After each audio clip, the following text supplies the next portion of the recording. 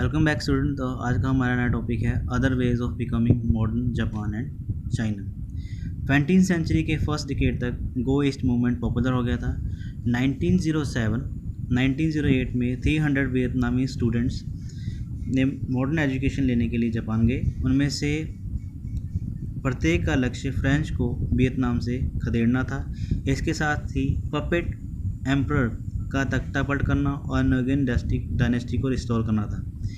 ये नेशनलिस्ट विदेशी आर्म्स और हेल्प के लिए भी देख रहे थे। उन्होंने जापानीज़ को वैल्यूएशंस का जापान ने अपने आप को मॉडर्नाइज कर लिया था और बहुत हद तक वेस्टर्नाइजेशन के इम्पैक्ट को कम कर दिया था। और 1907 में रशिया के खिलाफ मिली जीत उसकी मिलिट्री पावर को दिखाती थी। वियतनामी स्टूडेंट ने टोक्यो में रिस्टोरेशन सोसाइटी की ब्रांच खोली, लेकिन जापानीज़ मिनिस्ट्री ने उन्हें हटा दिया। बहुत से और दूसरे जिनमें फैन बोई चाउ शामिल थे उनको बाहर निकाल दिया गया, जिसके कारण उनको चाइना और थाईलैंड में शरण लेनी पड़ी। चाइना में हो रही हलचल ने भी वियतनामीज़ को इंस्पायर किया। 1911 में इस्टेब्लिश्ड मोनार्की को सन येट सेन के नेतृत्व में हटा दिया गया और रिपब्लिक की घोषणा हुई।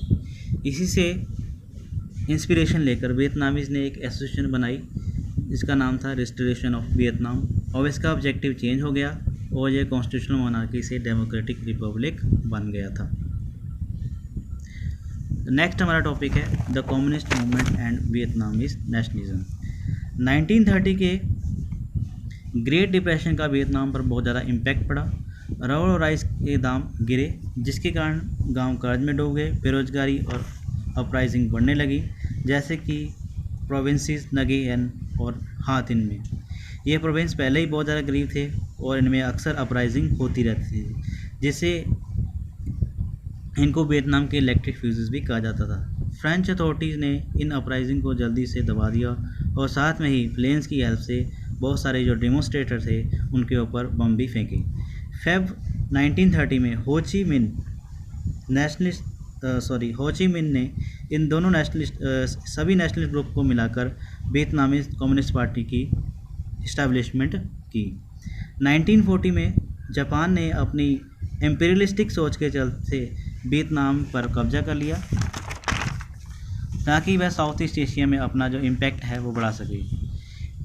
इसलिए अब वियतनाम के सामने दो एनिमीज थे, जापान और French. League for the independence of Vietnam ने जापान पर जीत हासिल करते हुए 1945 में हनोई को अपने कब्जे में ले लिया।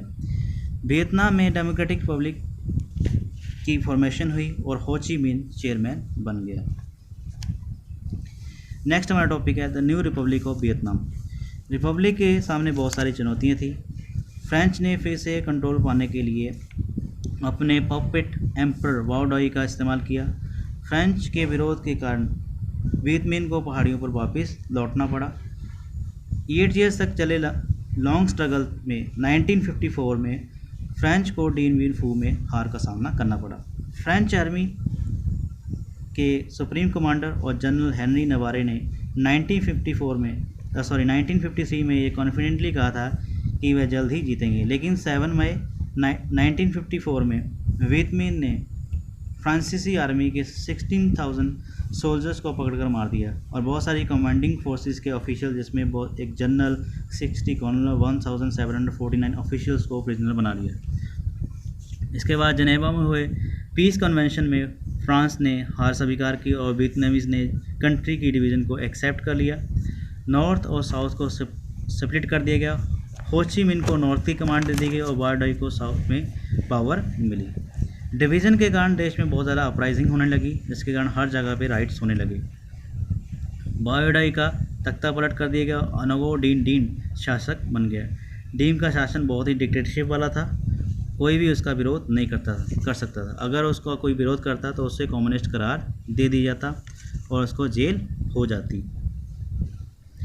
डीम ने ऑर्डिनेंस 10 को जारी रखा और ये एक फ्रांसीसी कानून था जिसके अकॉर्डिंग क्रिश्चियनिटी को स्प्रेड करने का मीन्स क्रिश्चियनिटी को अलाउ किया गया और बुद्धिज़्म को अपोज किया गया।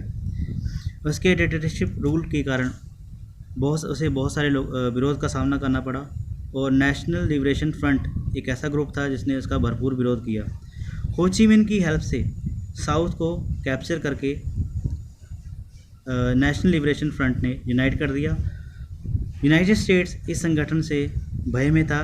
कम्युनिस्ट की बढ़ती ताकत को देखते हुए यूनाइटेड स्टेट्स ने हस्तक्षेप करने की कोशिश की और बहुत सी आर्म्ड फोर्सेस और बहुत सारे जो वेपन्स थे वियतनाम में इसको रोकने के लिए भेजे। तो मेरे इस टॉपिक में इतने ही। नेक्स्ट मिलते हैं किसी नेक्स्ट टॉपिक में।